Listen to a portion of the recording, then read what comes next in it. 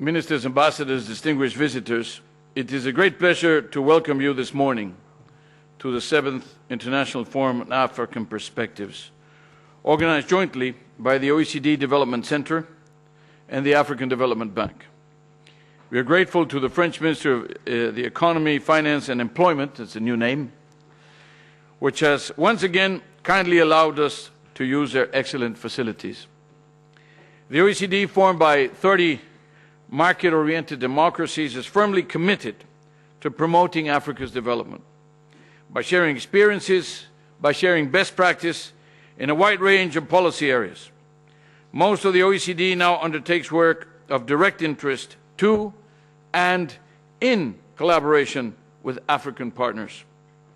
This includes work on agricultural policies and their impact on poverty reduction, investment climate, enterprise development, public and private governance reform, and the integration of Africa's countries into the global trading system. Clearly, our efforts on aid for trade, trade facilitation, and what I would call the non-Doha trade agenda of the OECD is very much Africa focused. Our work with Africa comes at an important moment for the OECD. 3 weeks ago, OECD ministers mandated the organization to start the process of accession with 5 new countries: Chile, Estonia, Israel, Russia, and Slovenia. And to strengthen our relationships with, we call them BEICs or the BICSs or whatever this is Brazil, India, Indonesia, that's where the double I, China and South Africa. We're missing the R in the BRICS because Russia is part of the G8 now. With a view to possible membership in the case of these other 5. So the first 5, Chile, Estonia, Israel, Russia, and Slovenia, moving towards accession directly, and in the case of Brazil, India, Indonesia, China, and South Africa, with a view to possible membership.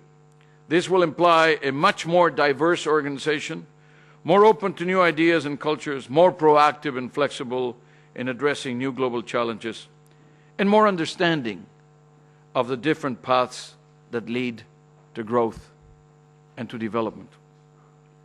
It also coincides with a substantive mandate to better understand the impact of globalization and ensure that globalization proceeds in a balanced manner by closely examining the trends in employment, earnings, income inequality, regional imbalances.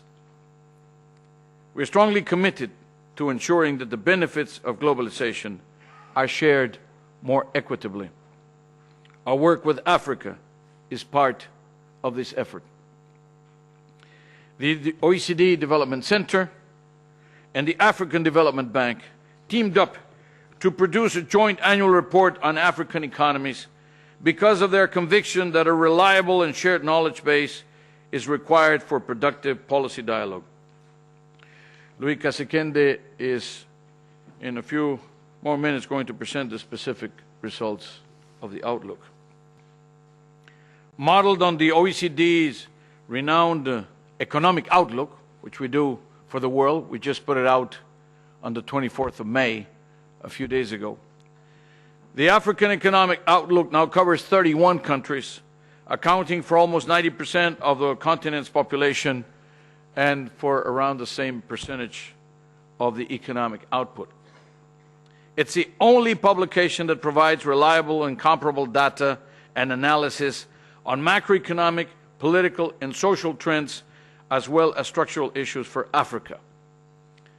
It is also a valuable input to collaborative efforts to promote growth and the achievement of the Millennium Development Goals.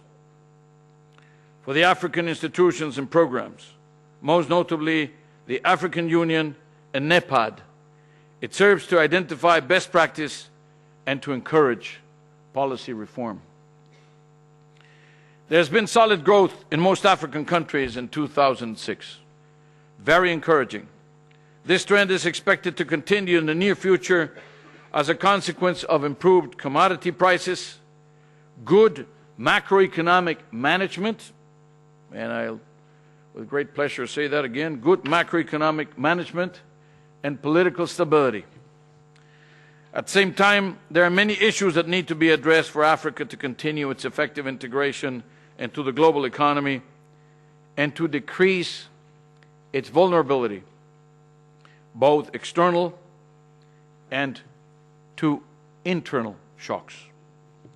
Africa's oil and mineral exporters in particular are faced with the challenge of using windfall profits for investment in infrastructure and human capital to enhance the prospects for diversification.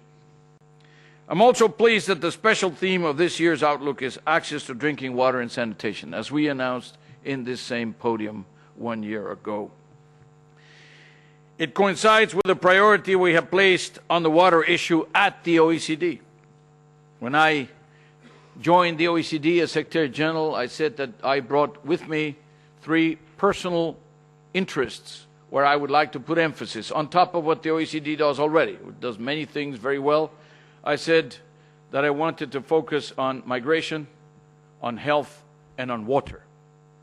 And indeed, that was one of the first manifestations of this new emphasis, that we could work on the water issue. It also happened that the African Development Bank was looking at the areas where it would focus its own activity, and water had been one of them. So it was a very happy coincidence. It comes as no surprise, this focus on water, because access to water and sanitation can be used as a proxy for any other development goal. In the case of Africa, constitutes a challenge that will require the imagination and commitment of policymakers, business people, and the community in general. Water, despite its general abundance on the continent, remains unexploited through a deplorable lack of infrastructure.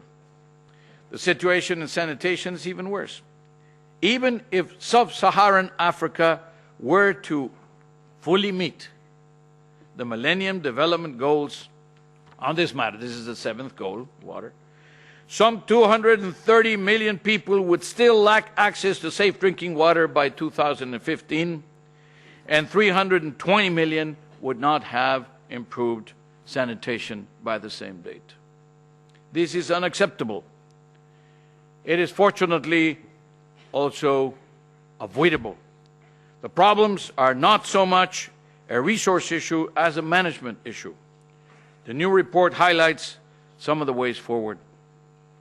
The African Economic Outlook is a substantial contribution to an informed debate on how to address the challenges that lie ahead for the continent's long-term development. For the Bank and the OECD, both the publication and the capacity-building process are equally important elements of the project. I'm therefore extremely pleased, but also extremely proud to share with you that the African Development Bank will take over as a lead manager for producing the report next September, while the Development Center will continue to play a very active role as co-partner.